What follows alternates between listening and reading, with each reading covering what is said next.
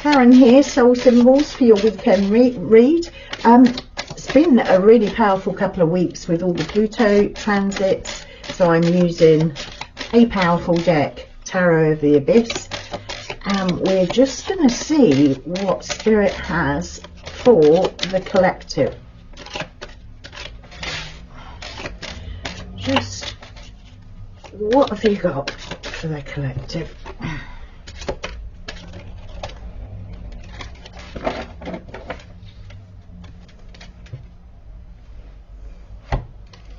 Okay, let's have a look, just getting my glasses.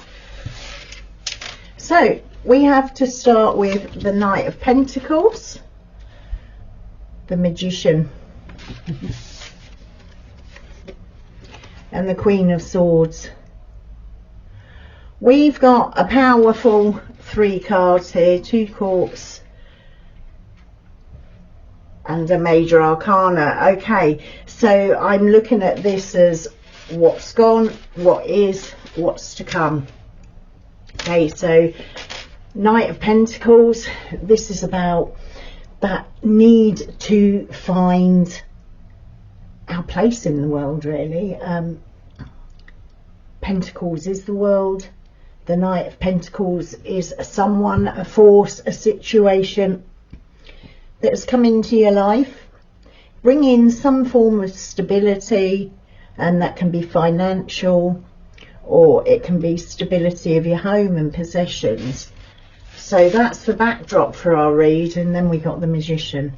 So now the Magician has the Knight's Pentacles on his table. So we're looking here in the present of how we're using our pentacles, how we are using the tools, how we are rooted in the below and rooted in the above. As above, so below, and as within, so without. So you can see him, he has a lot of swirling going on around his heart center. So it seems Spirit is asking us, how are we going to work our magic within us and without? What are we manifesting? This is the Magician. What are we looking at in terms of manifestation? And then we have the Queen of Swords in the future place, in what's coming. So I'm looking very much I love this deck. It is just all built on the light and the dark, which is which is very me. She has that light there. She has a sword pointing up to the light, but she's standing in a place of darkness. So we're talking about mind, ideas, and that sense of nurturing what is good for us, what is good for the collective, what we are doing out there in the world, but particularly nurturing our own sense of and on the bottom, look, we have the Ace of Wands with that Phoenix there. So that's real magic again. You know, that's the offer of vision, action, passion, desire, transformation. So we're being offered a wand of transformation. Let's have a clarification. So what's this Knight of Pentacles about, Spirit? What is it about?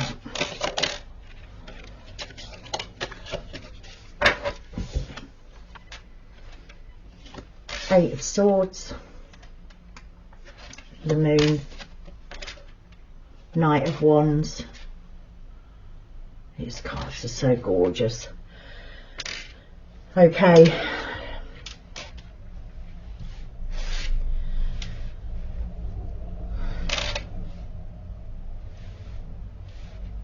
So looking at the Moon sat right under the Knight of Pentacles, this is a sense of what is in our unconscious.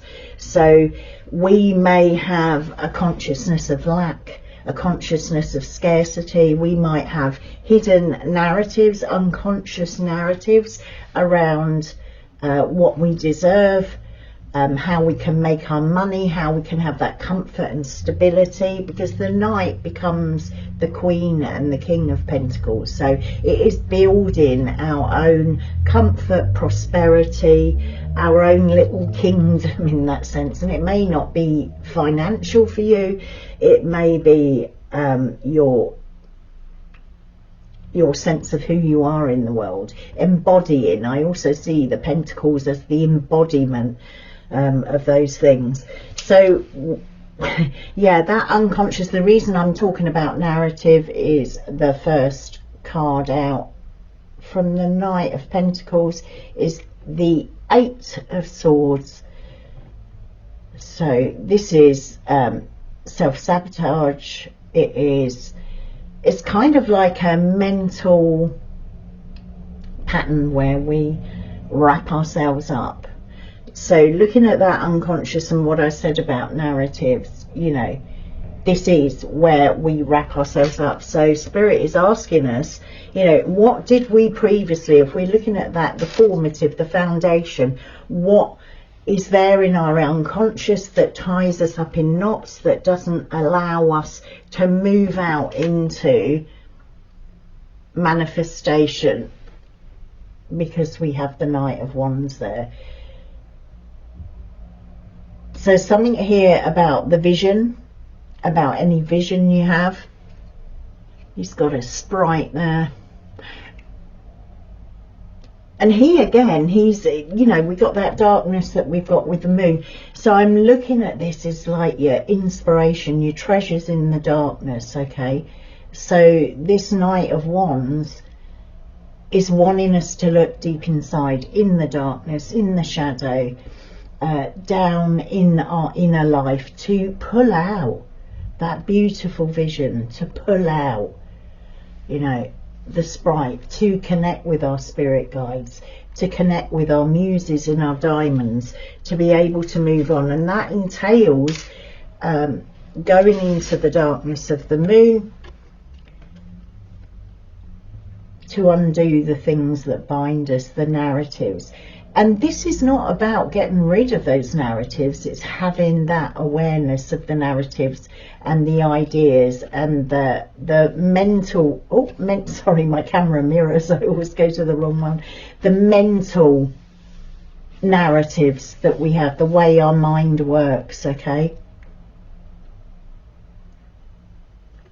Very aware here of the swirling, the kind of entanglement that's showing up on both of the cards. So Spirit asking us, what are we entangled in? What are we, what do we have hidden in our darkness, in our shadow, in our subconscious? It could be things you know about, but they're secret, they're hidden. Are they entangling you? Because there's a real sign here that in that entanglement, in that darkness, in that shadow, there's treasures, there's messages. I see this very much as someone with their muse, someone with their daimon, someone with their spirit guides there. So let's have a look at this, clarify this magician. Yeah, that wants to come.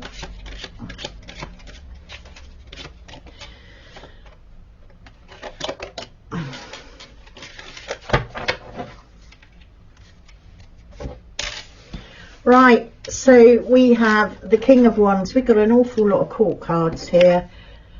Excuse me. We have the Hermit and we've got the Two of Wands. Okay.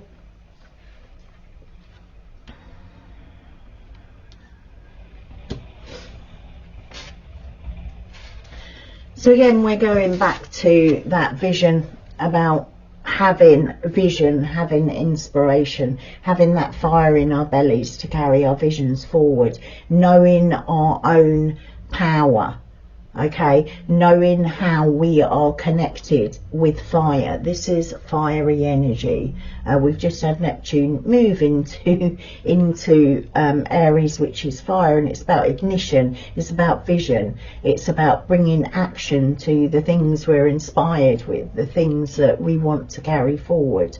Okay, so stoking our fire.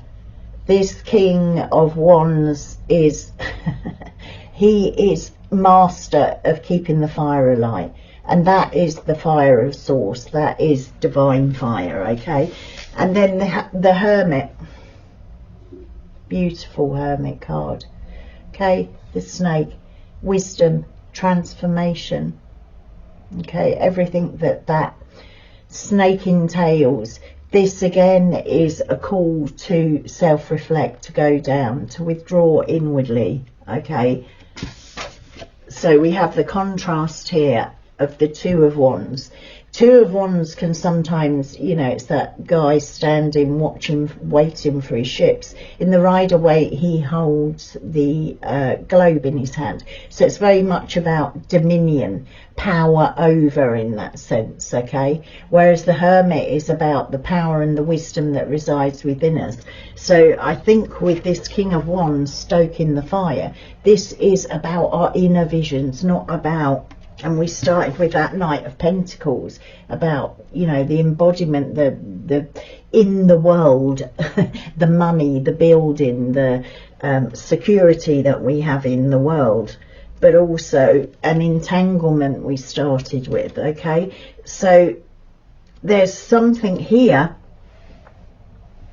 about not looking to have power over.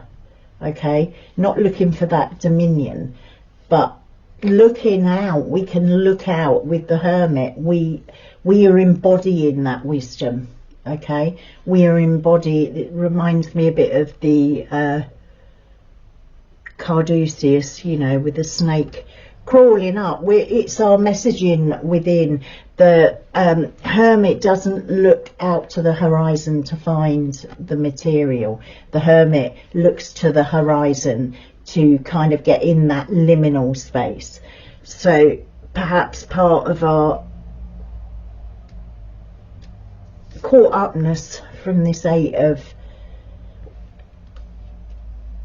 Swords mentally is because we're looking outside for the wisdom and the power and the sovereignty that lays within. We're not looking at that liminal horizon, we're looking at the actual horizon in order to move ourselves forward. Spirit is asking for that inner vision that we embody outwards. Okay, the inner vision coming into the everyday and having dominion over that fire that is within us, dominion over what we are embodying, that divine spark, that divine flame, whatever that is for you. You're being asked not to continue to look for fulfillment, for sustenance, for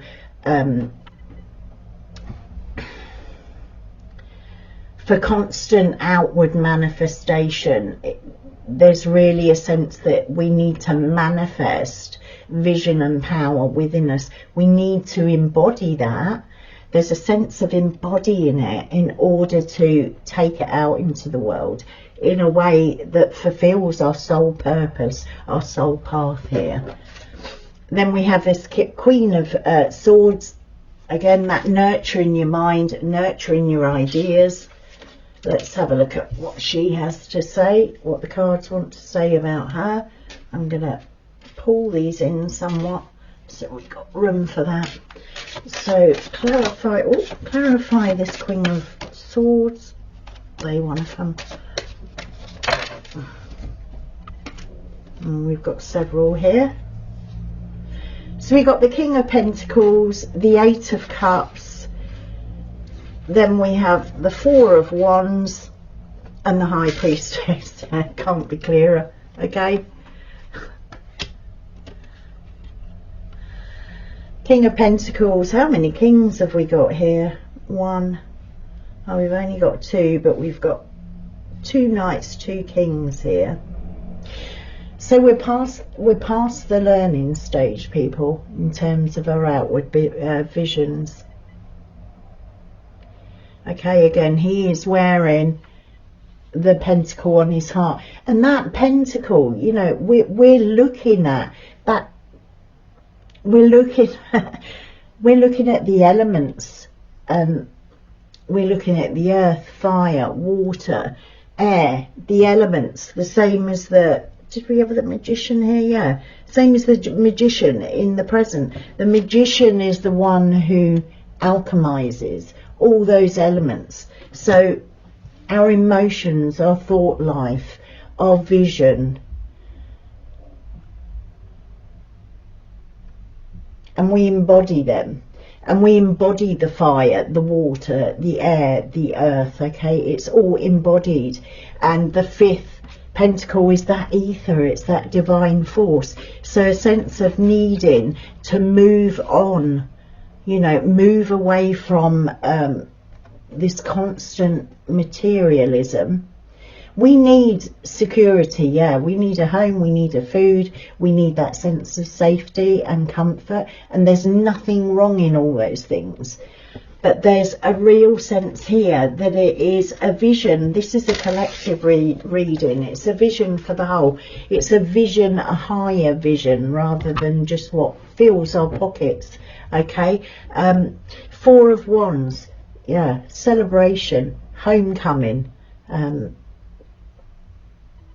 It's shown here very well. It's that chuppa. It's the place of marriage. It's the place of integration. It's coming home to our hearts. It's wands again. So vision, coming home to our vision. She sits with the high priestess.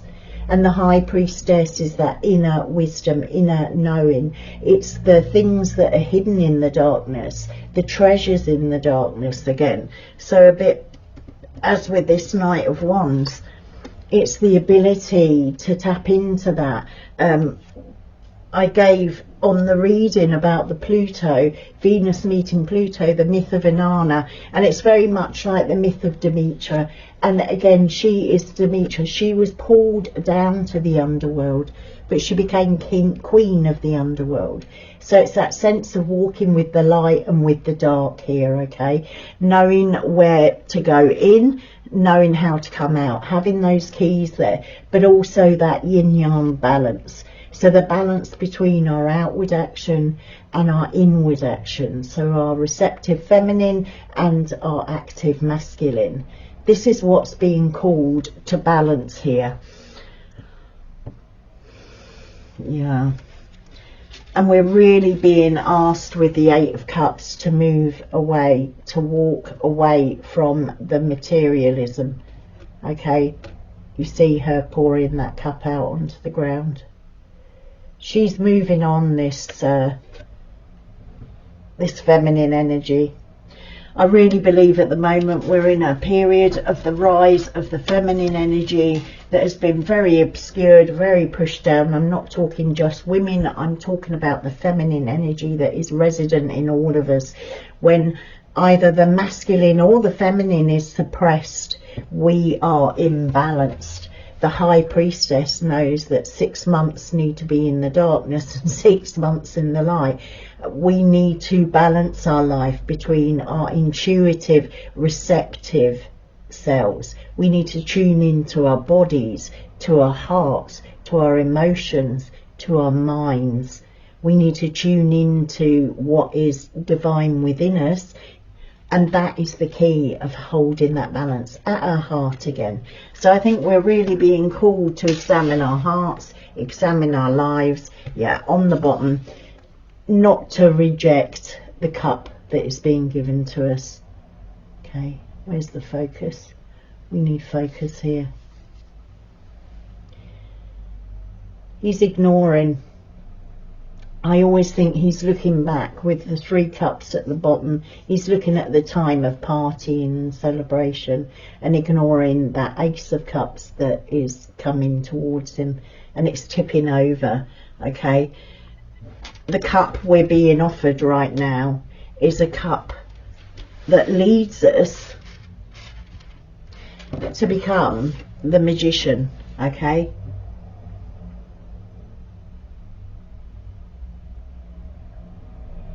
That's our legacy, people, to rediscover our magic. I'm going to pull one oracle by way of tying it together.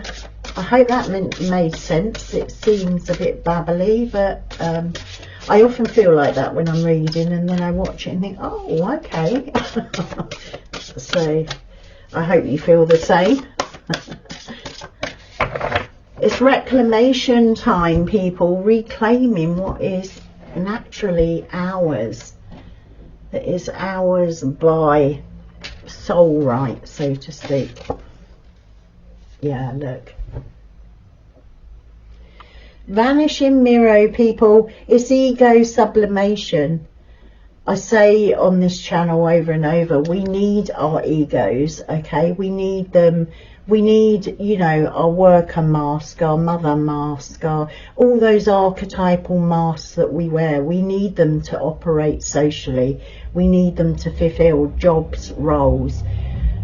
But we don't need those jobs, those roles becoming our identity, okay?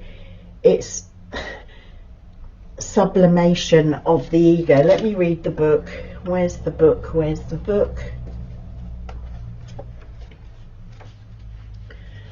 Yeah, and with this bottom energy, you know, the refusal of that new cup, it's a new way of being, it's a new way of feeling, of thinking, of operating in the world. It could be because we are focused on the Two of Cups domination, the, you know, the material. We're in the West, we're brought up in a very materialistic narrative. Okay, so yeah. Vanishing mirror, ego sublimation, letting go of self-centeredness, becoming a vessel of possibility. That's how I see this. Where is he? Very much in this deck, this Knight of Wands. He's connected to vision, to his inner guides, to his daimons, whatever you like to call them. He's connected to the spiritual realm, so he becomes that vessel of possibility. The High Priestess and the Hermit are those higher vessels, those higher vessels of possibility. Okay, do you ever wonder if your self-definition has become too rigid, too fixed around what you've come to learn, so that you contract your life into zones of safe versus unsafe? This here is okay, but over there, well, that might be too risky. Judgment, fear, self-righteousness and overconfidence are only some of the traits that are keeping you and me, keeping us from evolving. We are all products of our conditioning. I spoke about that, didn't I? The narratives, the roles.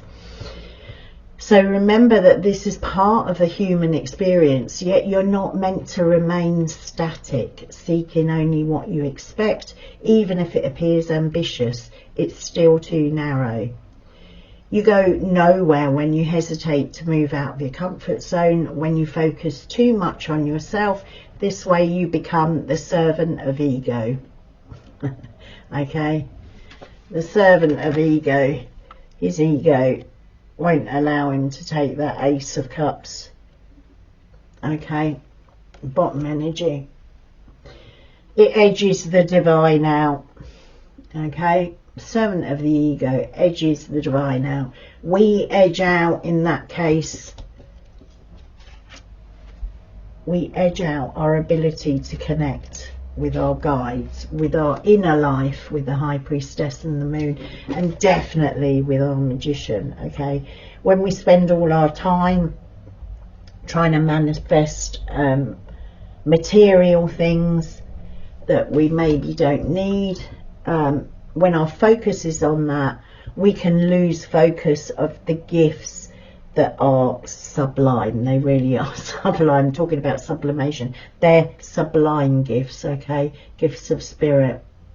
Imagine looking into a mirror and seeing only what you are now. If you can let your self-definition soften, moving beyond the veil to your potential, a magical emptiness exists where all things are possible. Look again. Who could you be? What would you see reflected if you allowed yourself to be other than how you define yourself now? Nothing less is required of you now. In this moment, let go of who you think you are and allow a new you to emerge. You'll recognize yourself as what you are, a partner in co-creation, in service to the divine. That will feel good. It couldn't be clearer. Open, people. We all need, I'm speaking to myself here, we all need to open more. We are all so constrained, tied up with paying the rent, paying the bills, and yeah, we've got to do it, but we block ourselves in, we tie ourselves out and up, sorry, not out, and we don't open to the potential of the divine. Okay, what that fire is, what those secrets, the wisdom is. Okay, that's what I've got for you. And I'll see you in the next one. Lots of love to you all. Bye bye.